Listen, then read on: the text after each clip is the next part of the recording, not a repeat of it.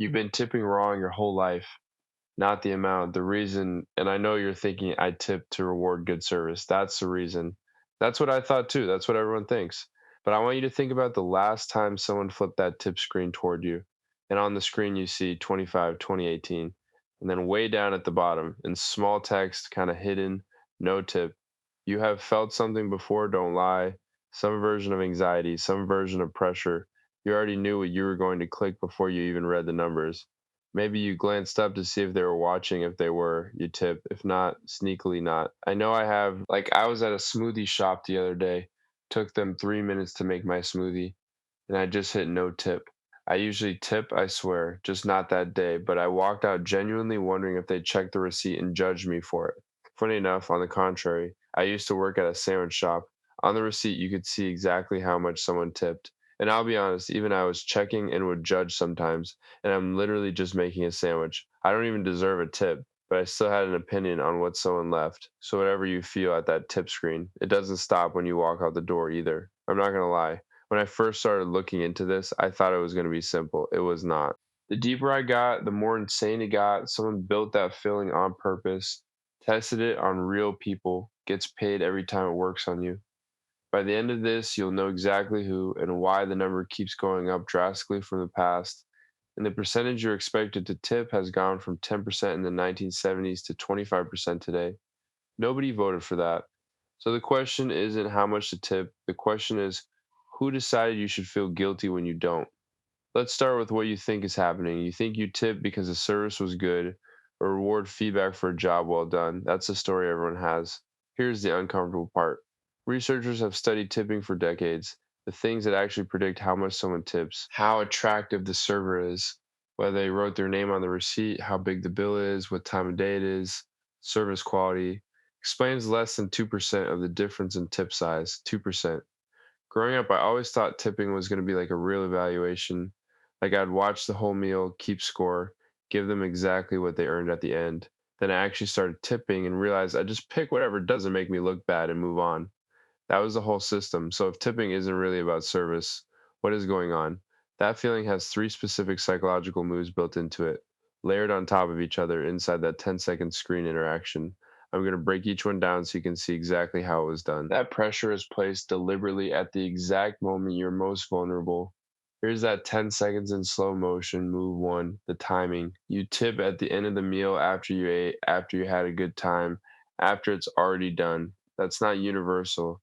In some countries, you tip before you sit down, but in America, you tip after. There's a concept called the pain of paying. When you spend money, your brain registers mild discomfort, low level, barely noticeable, but real. That pain is lowest when the experience is already complete. You're full, relaxed, satisfied, worst possible state to say no to anything. If I just had a good meal, munched down a burger and fries, feeling good, I'm not thinking straight financially, I could get upsold on anything in that moment. And that's exactly when they flip the screen. And look, most of the time, these workers genuinely deserve a good tip. It just should be coming from the restaurant, not engineered out of my guilt. That's move one, move two being watched. Now you're being observed. You feel it. Even if the server walked away, your brain reads, someone is watching my decision, and immediately shifts toward what it thinks that person wants to see. There's actually a name for this: social facilitation. You perform differently when someone's watching. And right now, that someone is the person who served you. If the server is still standing there when that tip screen comes up, I'm not reading the numbers. My thumb already knows where it's going. And honestly, part of it is I don't want them thinking I'm too broke to tip. So now I'm tipping to protect my image and because I feel guilty. Two reasons: zero logic, personal experience. Let me know if y'all can relate or skip 10 seconds if y'all don't really care. If I'm on a date and that tip screen flips with my girl right there, I'm not hitting no tip. I don't care if they got the order wrong, took an hour, or both. I'm tipping at least 15, probably 20, 25, smiling on some nonchalant timing, even if my bank account is on life support. Gotta let them believe I got it like that. That's move two, move three, the numbers. 18%, 20% not neutral options, anchors, the first number you see reshapes your entire sense of what's normal. Tip screens in the 1990s showed 10% as the high option, then 15, then 18. Now 30% is the middle at some places.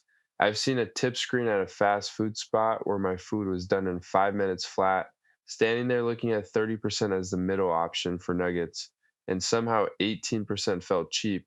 That's the anchor working. That's move three, and the no tip button buried at the bottom, small clicking it. Feels like a personal rejection of the person standing right there. Every single element of that 10-second interaction was considered. But here's what I haven't told you yet, because tipping wasn't always this. Not that long ago, it was actually illegal. And the story of how we got from there to here tells you exactly who this system was really built for. The screen wasn't designed to help you, it was designed on you. In 1915, tipping was illegal in 6 American states, not frowned upon, not rare. Illegal people were forming anti tipping societies, writing op eds calling it undemocratic, that it created a servant class, that it was demeaning to workers. One economist called it a cancer on American culture. And honestly, they had a point. People in 1915 were making the exact same case against tipping that I'm making in this video. They actually had laws against it. And then we just reversed all of it and kept going for another 110 years. The greed on these companies, shake my head, then those laws got repealed. And here's why. Restaurants realized that if customers felt uncomfortable enough to pay workers' wages, restaurants didn't have to. The federal tipped minimum wage in America right now is $2.13 an hour, unchanged since 1991. Seriously, $2.13. Think about what $2.13 buys you right now. Not 1991, but right now. That's not even a dollar menu item anymore. That is the wage. The legal argument is that tips will make up the difference. And if they don't, the employer is supposed to cover the gap. In practice, that gap often doesn't get covered. Workers make up the difference quietly. And the modern version of this system is even more calculated than when restaurants started. Because the numbers on that screen you were staring at, the restaurant didn't choose them, someone else did. And that someone makes more money, the higher those numbers are. The system survived because your discomfort was cheaper than wages. The restaurant didn't pick those numbers on the screen. The payment companies did, the same ones running the systems in most restaurants and cafes in America. They don't make money on your food order. They make money on transaction fees, a percentage of every dollar that moves through their system, including the tip. So when the default tip percentage goes up, their cut goes up. They have a direct financial incentive to make the suggested amounts as high as possible. And most restaurants don't even know those defaults can be changed. Like I'm standing there actually overthinking a $12 order, and these companies ran studies on that exact feeling, not guessing, actual research on how long someone hesitates and what number finally makes them give in. I thought I was making a decision, I was completing their experiment. Studies show that when a tip prompt has to be actively dismissed, tip frequency goes up 15 to 38%. That's not an accident, that's the product working as designed. But here's the thing I kept telling myself this whole time: at least the workers are benefiting. All of this is at least helping them. Then I found a study that changed that completely. The numbers were built to move you. The person standing there didn't pick a single one. 7 states in America eliminated the tipped minimum wage entirely. In those states, tipped workers earn the full state minimum wage, like everyone else, plus tips on top.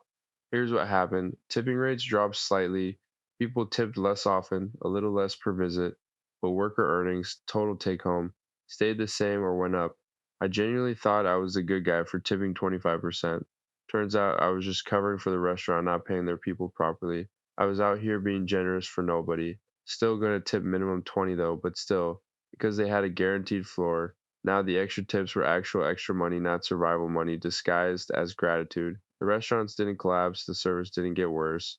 Workers made more, which means the current system doesn't exist because it's good for workers. It exists because it's good for businesses that don't want to pay wages and payment companies that profit from that feeling. I still tip, probably more than I should, but now when I do it, I actually know why. And it's not because a screen made me feel like a bad person. That's a small thing, but it's different. So where does that leave you right now? Why does this even matter at all? Because knowing all this doesn't mean you can just stop tipping tomorrow and everything's fine. The workers, depending on this system right now, didn't build it. So what do you actually do? The system was built without asking workers or customers if they wanted it. Here's the only thing I want you to leave with. I'm not telling you to stop tipping. Workers, depending on tips right now, didn't create this system. That's not on them. But here's what changes. Whatever you feel at that tip screen, it's not about the server. It was manufactured. placed at the exact moment, full relaxed, being watched, when you're least equipped to say no. You didn't grow that feeling. You were put in conditions designed to produce it. And here's the difference: there's a gap between guilt and choice. Guilt is what happens to you, choice is what you do on purpose. Next time that tip screen flips, you'll know what's happening: the anchor, the timing, the buried button. And then you get to decide, but let it be a choice, not a reflex someone else installed in you. Drop a comment. Have you ever tipped somewhere and immediately wondered why you did it? Because same. See you in the next one.